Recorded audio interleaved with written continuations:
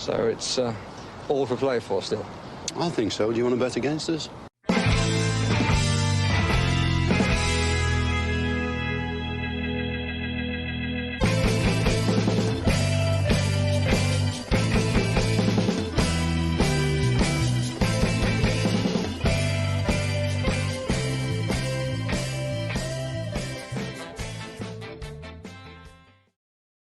Hello, Aston Villa fans, and welcome to For the Love of Paul McGrath podcast. We're inching, crawling, creeping, I don't know what the word is, ever closer to Premier League football once again. And this is the dress rehearsal before 11 days' time when Liverpool come around and Aston Villa play Liverpool, which is a nice little test for us to have against Villarreal. It's obviously come about because Unai Emery knows the club, knows the hierarchy, and set this up. It's mutually beneficial to both teams. But it's going to be a good test for Aston Villa. Obviously, this camp that we've had over the last, I'm not going to call it 4 weeks because it hasn't been 4 weeks. It's really only been, I'd say, maybe the bones of about 17, 18 days that these players have been through. It's just fantastic. And yes, the results have been wishy-washy. And what I mean by that is, look, we haven't gone out, we haven't played absolutely sparkling football, but the games are what they are. The games are there for a reason. They're literally there to try and implement things. Results are secondary. I would imagine. I would imagine that's what the report card will say once this is up until now, up until tonight. And I think tonight, obviously, with an 11-day gap, and with Aston Villa having essentially the bones of their team out tonight, I would imagine I would be expecting, as close to full strength as we can possibly get tonight. Obviously, with the omission of Emi Martinez, I don't think. Well, we're not going to have Philippe Coutinho. I don't think Buendia or Sanson or Jacob Ramsey are fit yet. I didn't hear what happened to Jacob Ramsey, but I think he picked up a knock or something. Maybe we might see him in the team tonight. But I think Aston Villa will go gung-ho for this. 2 reasons. It's on in Villa Park in front of 13.5 to somewhere between 13.5 to 17,000 people. That's cool. Like, what I say that's cool is that means it's getting back. We're getting back to Premier League football again after this truncation that's happening in the middle of the season. And the fans that are going to be there, yes, it's going to be a small crowd. It's not going to be a full house, obviously. But the fans that are going to be there are going to be looking for something to do to keep warm, number one. But number two, they're going to have been chomping at the bit, for Aston Villa football to return. And I think Unai Emery is going to give them what they want tonight. And I think that this Aston Villa team will have a fully cooked plan. I don't expect this to be one of those games whereby we see a raft of substitutions at 60 minutes or to see 2 teams go out. I think this will be dress rehearsal stuff. Obviously, with an 11-day gap, how much of a dress rehearsal can you get? But you know what I mean by that. I expect this to be full-throated in its approach.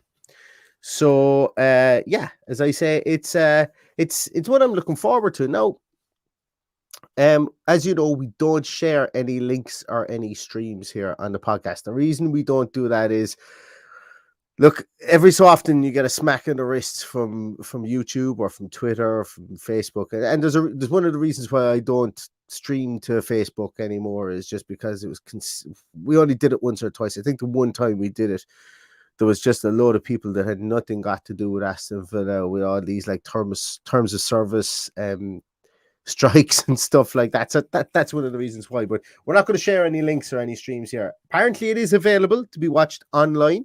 But as I say, I have not found anything yet.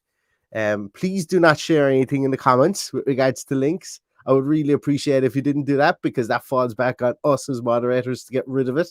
And unfortunately, it's just me tonight. Paddy is busy donning his Santa's elf uniform tonight, not literally, figuratively, and he is working and burning the midnight oil tonight with his job.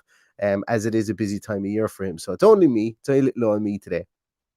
But yeah, as I say, we're about 5 minutes away from seeing what the team news is.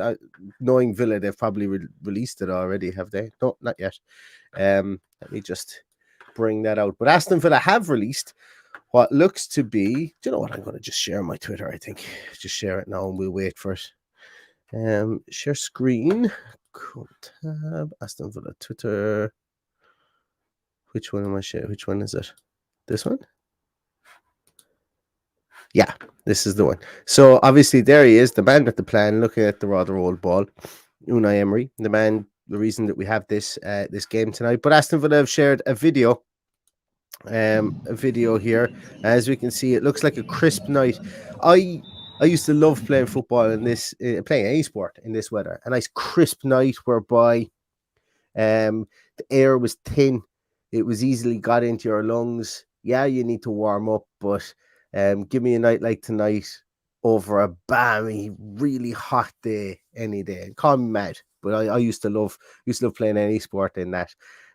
So one of these nights tonight, the ball will travel through the air. As I say, the air will be thinner, and we could see hopefully Villarreal come tonight and they come to play, and we don't have a situation whereby they have adopted or continue to adopt the old Unai Emery tactics, like they played against Juventus and they come and park the bus on the edge of their area and play the ball around in front of their goals. Because I'd like to see what our attacking intent is going to be tonight. It has been wishy-washy even in these these 2.5 weeks of camp that we've had. It's been a bit wishy-washy, and the reason being is because it's just been rotations of players in and around. I expect Leon Bailey to play tonight. I expect Danny Ings to play tonight. I probably expect Watkins to play tonight.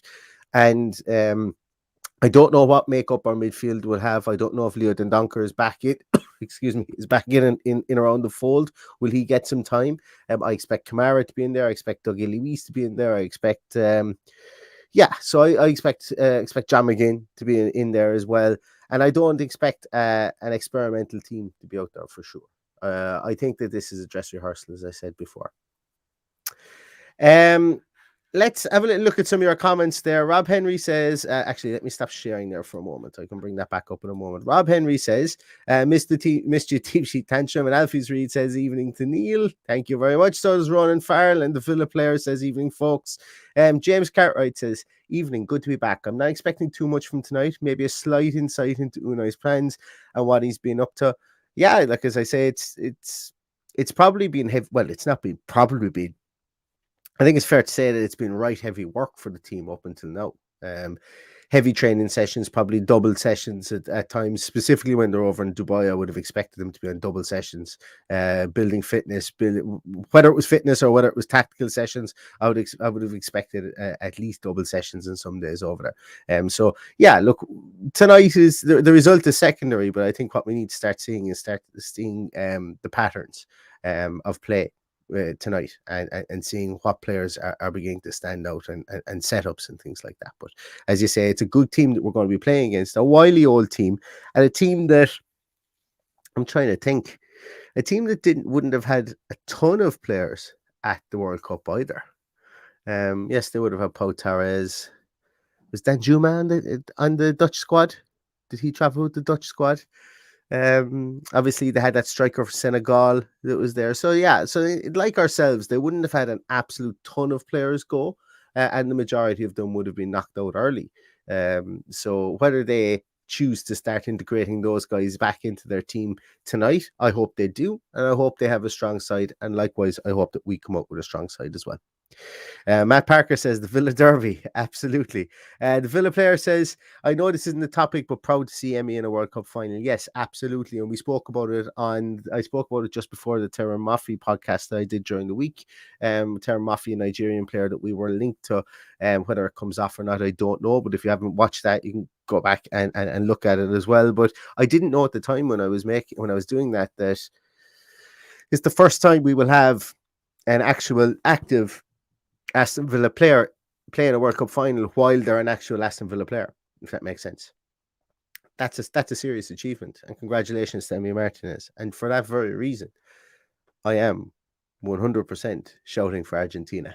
And plus, I want to see Messi win a World Cup because I think he's the greatest player I've ever seen. So there is that as well. Keith asks, anyone know the story with Ramsey? I don't know. I don't know. I don't know. I don't. Did he pick something up? I'm not sure. I think Ashley Priest said something during the week that he isn't, that he wasn't training during the week. But I could have picked that up completely incorrectly. I'm not sure. We don't have a team just yet. Danny H says catching a cold, wet, gritty ball on the tie. Yeah, or even worse, you go up for a header and you mistime it and it hits you in the ear. I know that might sound a bit silly, but it can happen from time to time. Or on the way down, you hit your ear off the other fella's head. That's not a nice thing to happen on a cold day like today. Yeah, I wouldn't like that one. Or as you say, a belt of the ball from point blank range wouldn't be nice as well. C Line says that Leander Dendoncker was in one of the training videos. I actually haven't had a chance to look at any of the training videos for this week at all. So that's good to hear. I would like to see him get a run tonight. I wouldn't mind seeing the midfield of Kamara, Dendoncker, and Dougie Luiz tonight. Maybe Dougie Luiz pushed a small bit further forward into the second two. I don't know. I think it's going to be an interesting one to see who tags out for Aston Villa tonight. Yeah, and Gary says 13,000 tickets sold. Yeah, I wasn't sure what it was 13 or so. A couple of people asking, is it on Villa TV? No, it is not. It's not on Villa TV. And I can understand that. Like, obviously, the weather isn't great. I would love to see it. I would love for it to be on Villa TV, but they need to sell tickets to Villa Park too. So 13,000 people are going to brave the elements. Well, 13,000 people have paid for tickets to go to see the game tonight, and we'll see if the 13,000 people show up. But I have heard that it is available on some Spanish channels. But as I say, please don't share any links in the comments here. Feel free to chat amongst yourselves on Twitter. As I see. Kieran McKenna says can see Bogard playing tonight given recent rumours linking him to the Baggies. I haven't seen those rumours with regards to him. I would love him to get a championship move. Love him. I've big hopes for Lamar Bogard, huge hopes, and if he does get the nod at right back tonight in place of maybe an Emery Martinez or something, that would be a huge statement. I don't see it, but maybe he does. Still waiting on team news, are we? Yeah, we're still waiting on team news. Michael Byrne asks a great question. Who will the winners and losers be from the current squad? I'm not going to answer this question because obviously we've got the Christmas time coming up, and we're not going to have any games until the 26th, but we do have a podcast organized to discuss the current squad. We also to discuss the current squad, where it stands at the moment, who a pseudo winners losers part, but I suppose realistically, it's going to be looking into the future where our improvements and the churn of the squad may come from. So I'm going to have to ask you to hold out in that one. Absolutely going to have to hold out in that one. But myself and Paddy have something coming up on that for sure. No, Christopher Gonzalez says, please, Neil, tell me Bovril isn't an Irish drink as well. Why are you boys drinking gravy? I've only drank Bovril about 3 times in my life. So this stems from Ashley Priest had up on Twitter that he wanted a Bovril tonight with lots of pepper in it. Now, I don't know what type of alchemy or sorcery that is. Each to their own. But I much prefer a hot toddy, to be honest with you. A nice hot whiskey or something on a night like tonight. But I've only had Bovril about 2 or 3 times. And I certainly haven't had it with pepper in it. But I'm open to try anything. For sure. But no, Bovril certainly isn't anything, a Vegemite or anything like that. It's not a thing, or Marmite. It's not something that we get too often. Barry Robertson asks, so Carlos is back in January. Do you believe this? I do. I believe that he might be back. Oh, and we've stated in the podcast that he could be back late January based on Ben Deanery, who initially had the prognosis on what it would be. He's actually a great follow, guys, for any injury prognosis and stuff like that. Obviously, it's not 100% fact what he says, but it gives you a good guideline. And based on what Stephen Gerrard said, soon enough after Diego Carlos got injured, he was expecting him back late January, early February. And that was the timeline based on what Ben Deanery had said that we were going on as well. Late January, early February could potentially be. So once again, absolutely great to have him back. Would be great to have him back. James K says, a hurley on the back of the legs worse than any ball. Oh, absolutely. If anybody here plays hurling, if you've got any Irish people here, the time of the fat fingers, we used to call it. You go back playing hurling in late January, early February, and a cold night, you put your hand up for a ball and someone would hit you with the stick. Oh, it's the sorest thing. It's just the sorest thing. Gary Howlett asks, do we think that Santa... And by the way, guys, I don't think there's any team going to be announced. We're still waiting. And the game is on at 8 o'clock, yeah? Game is on at 8 o'clock. I haven't dreamt that. But Gary asks, do we think Santana is just making excuses not to play now? Is it time for him to go? I think Santana is out the door. I think Santana and Gilbert are gone. I'm a long time believer that neither of the two of them want to be at Aston Villa anymore.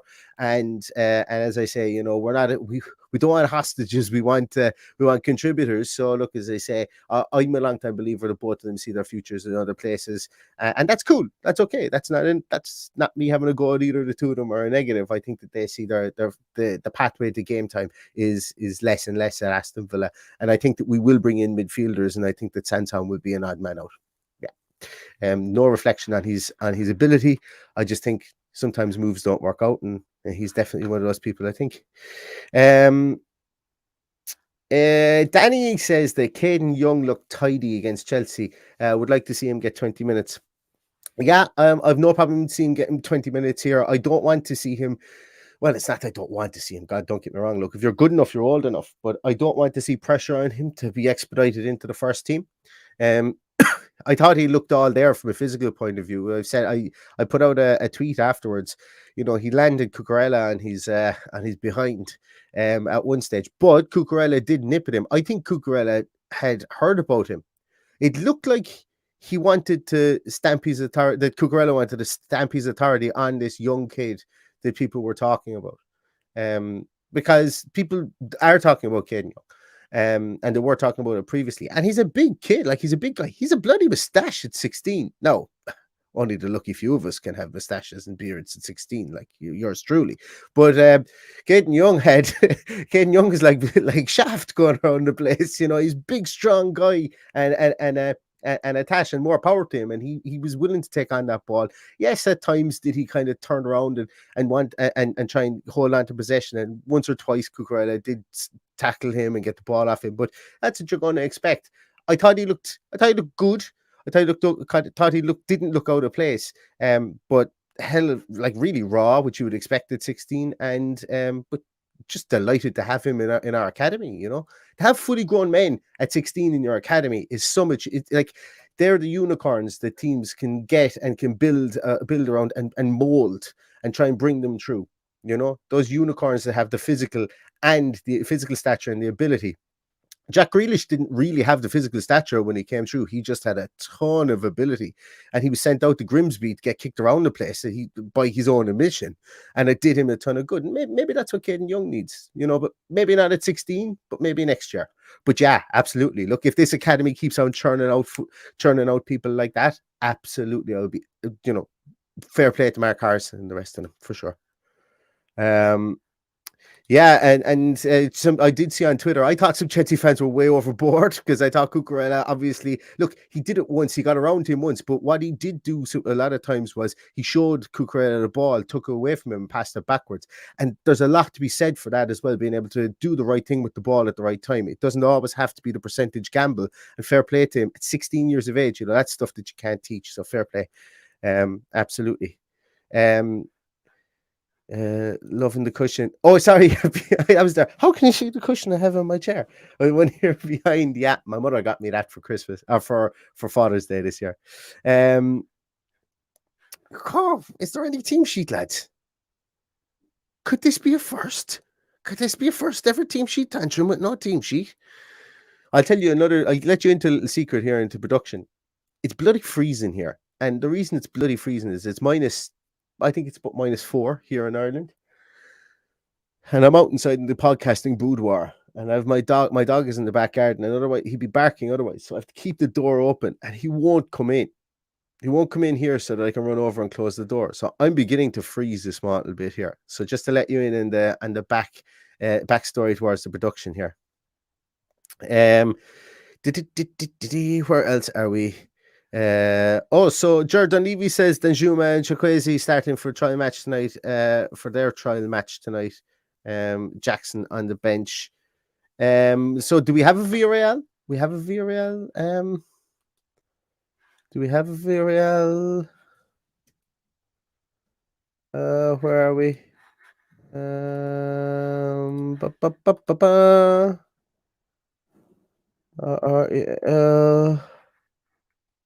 At least we might as well talk about a team anyway. Okay, well at least Villarreal were nice enough to release their team on time. We've got Pepe Reina coming home. Well, is it really fair to say coming home? Oh, sorry, I'm not sharing my screen. Give me a second. I will share up the screen. Yeah, so here's Villarreal. Pepe Reina. We have Kiko Firmina, former Watford man. Cuenca, Gerard, Danjuma, Parejo, Chukwueze, Moika, Trigueros, Coquelin, and Mandy. I'm not going to pretend like I know all these players or a lot of these players, to be honest with you. Obviously, there's a couple of players that have played in the Premier League before. Parejo played with QPR, Danny Parejo. Who's in there. Trigueros has been a stalwart for Villarreal. I think he's about 300 or 400 caps for them. Midfielder, and he's mid-30s, I think. But I would expect him to be the pivot player inside there. Obviously, Francis Coquelin with Arsenal as well, has Premier League experience. But looking at the bench there, you've got Pau Torres is on the bench, Albiol is on the bench, Capu once again, experience in the Premier League. You've got Yeremy Mina, number 21. I'd expect him to come on and to do some damage. And obviously, as people mentioned there, Nicholas Jackson as well. So Villarreal haven't exactly thrown out their full squad by any stretch of the imagination. But as was mentioned there, Chukwueze and Danjuma are playing tonight, and I would imagine that they're going to form part of a front two or maybe a front three with Parejo as well. Maybe Parejo is a bit further forward, although he was never really played there under Unai Emery. But at least we have a team to share for the podcast tonight. Let's go back and let's see if Aston Villa have woken up. Aston Villa official. And this is where I click on something that is good stuff. Do we have any team? No team. Anybody know has any team been released by Ashley? I just know that Ashley Priest is at the game. Let's see. No, doesn't seem to be any team news yet. We've got program notes anyway from Unai Emery saying we've worked very hard over the past few weeks, both at training ground and in Dubai, to train our philosophy and mentality, being strong offensively and defensively in our structure, being together and realizing our full capacity. There's a statement. Yeah. That's when somebody can take something out of that and feel very, very happy about themselves. I love those statements. Right. We're going to persevere for another minute. We're going to give them till 20 past 7. I think that's fair. To give them till 20 past 7 and see, do we get any life out of Aston Villa and their team sheet? We might go at 20 past 7. We might go to 25 past. We'll see. It depends on how long I can talk for. So let's remove this for a moment. Gary Howlett asks, is Ken Young is not Ashley's son? No, he's not Ashley's son. Could be. I'd imagine he could be. Rob Henry asks here, has Archer stalled? No, I don't think he's stalled, but I also, I don't want to say it. I also don't think he's as good as some people thought he was. A good player, don't get me wrong, but there was clamour for him to get like a 10-match run in the Premier League, and I think it might be a small bit too soon for him. I would love to see him get some game time tonight. I'd love to see him get some game time in the Premier League over the course of this season. Great talent. I think a late bloomer for sure. But to say he stalled, I don't have enough evidence to say he stalled just yet, just like I don't have enough evidence to say that he's going to be the next insert striker here, Robbie Fowler, I'm going to say. But certainly a talented player. I need to see more of him, in the team. But once again, there's the oxymoron in it, isn't it? The oxymoron in it is, for us to be able to make a full determination on him as fans, we need to see more of him playing. But until we see more of him playing, we can't make a determination on him really as to what his ceiling is and what his floor is. So it's a bit frustrating. I would like to see a bit more of him for sure.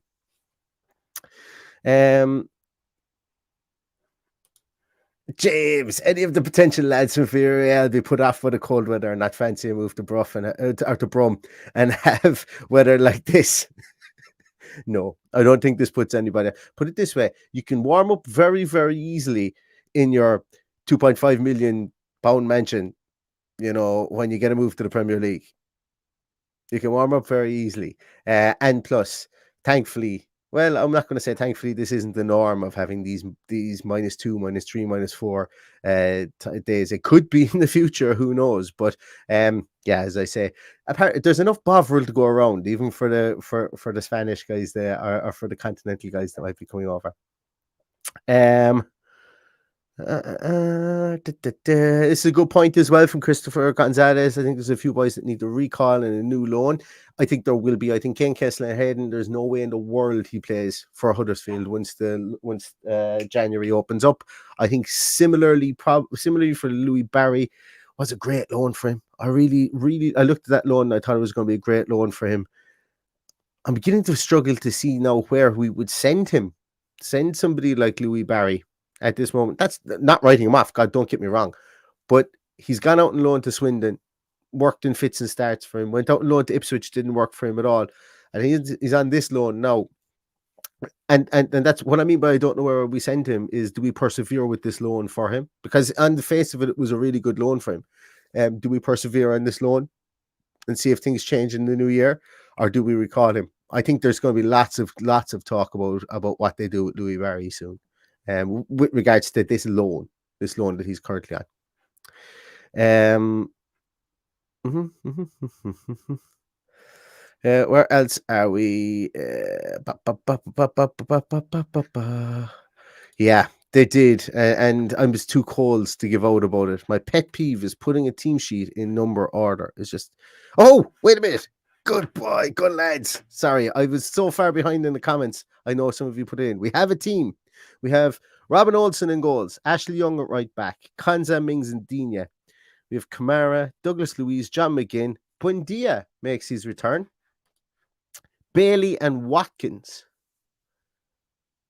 Talk to me, gentlemen and gentlewomen and gentle whatever.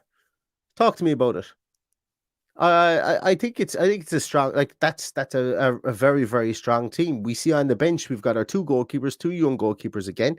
We've Matty Cash, Danny Ings, Callum Chambers, Augustinson, Nakamba, Bednarek, Dendonker, Archer, Reiki, and Caden Young makes the bench once again. Thinking of this, those three lads at the very end there, guys, Archer, Reiki, Caden Young, they've leapfrogged a lot of those young kids. Now, I know that there wasn't an awful lot of them to leapfrog, but they have leapfrogged them into positions on the sub bench here. That's an interesting one. Talk to me as well, guys. I'd love if Paddy was here, because I'd love to ask him the question about Bednarek. We've seen nothing of him, literally less than nothing of him. And I think he's a functional player within the Premier League. Obviously, it's come out already to say that Aston Villa will not be picking up his... it's been rumoured that Aston Villa will not be picking up the deal to sign him. I'm okay with that because I think there's potentially bigger fish to fry than a Bednarek. But it's just interesting that, he comes in and he's finding it difficult to get game time here at Aston Villa. And even in these games, like, I might be wrong, he could have been injured, but he didn't feature against Cardiff. He didn't feature against Chelsea. He didn't feature against Brighton. I think I'm right in saying that he hasn't featured at all, even on the bench, but he's on the bench tonight. Oh, sorry, sure, wasn't he at the World Cup? That's why. Fucking hell. Stupid me. That's why. He was at the World Cup. Ah, well, I told you I was freezing inside my little cocoon here. Anyway, let's get back to that. Let's forget. Where's my dump button to dump the last 30 seconds of nonsense that I've just been speaking about? I still don't think that he gets much of a look in over the course of the next few games, or over the course of the winter period. But yeah, if you can just disregard that last 30 seconds of mindlessness from me, considering he was at the World Cup. Yes, and I know I'm going to scroll down and I'm going to see he was at the World Cup. Yes. And he's only back now. Nice team.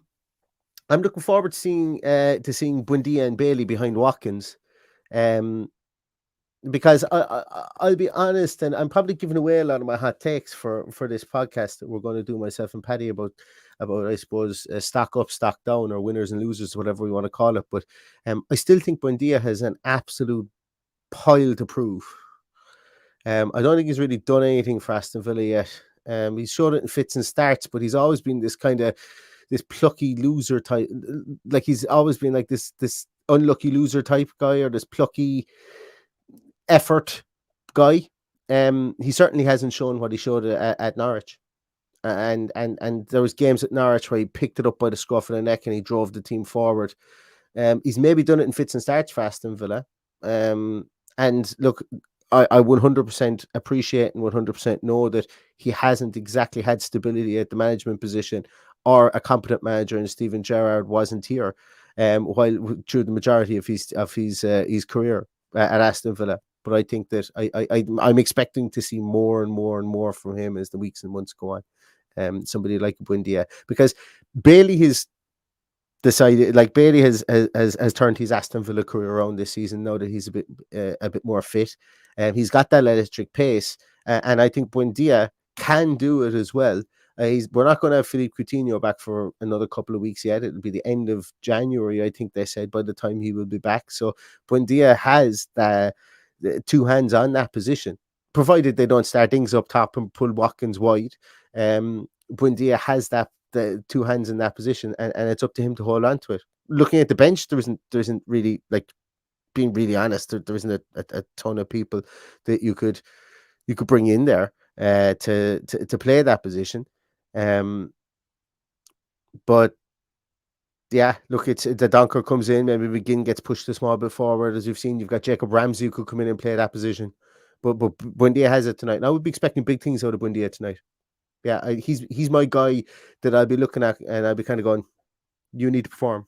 You need to perform for me tonight, from the people on that team. Let's get to some of your comments.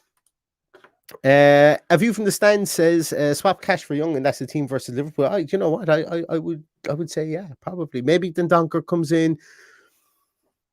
I don't know. I think, but I think, yeah, I think that's probably the team for Liverpool. Where are we?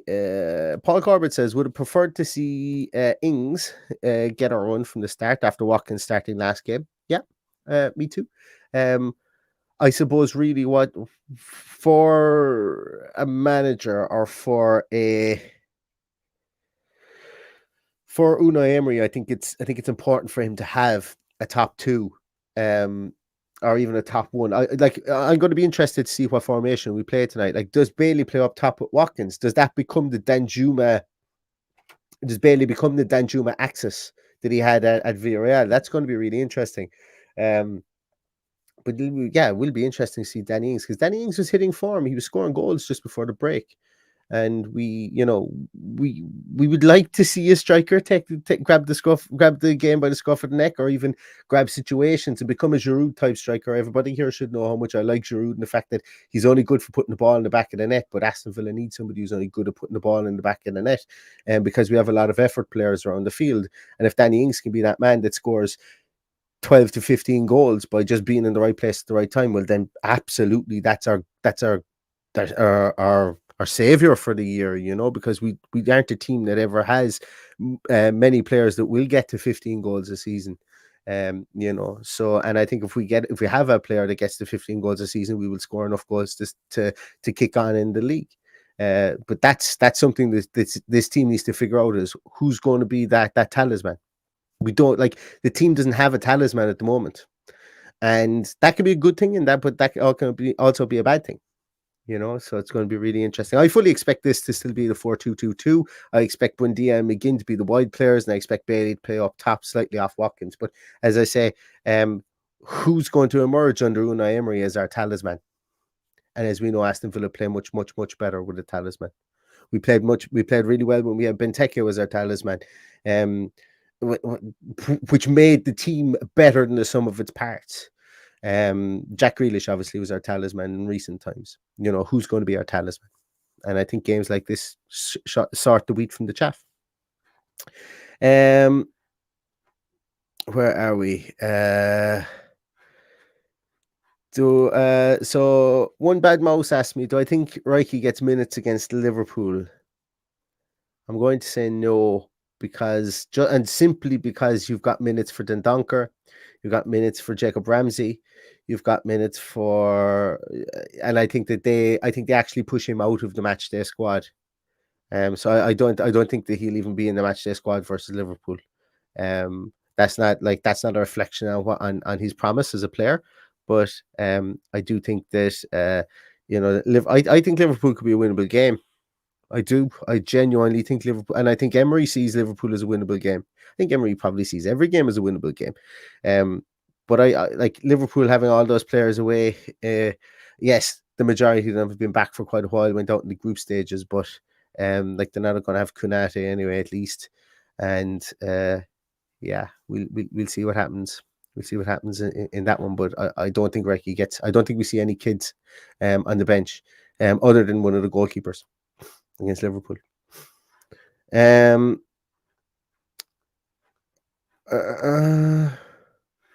Thomas, is that right? Coutinho's back in training and will be ready for Liverpool. Is that because I've missed quite a lot today and yesterday of those little tidbits. If that is true, that like I would have expected him potentially. Well, look, obviously there's 11 days between now and Liverpool, but that's an interesting one. That is certainly an interesting one if he is back, because they didn't expect him to be back until mid-January, if memory serves me right.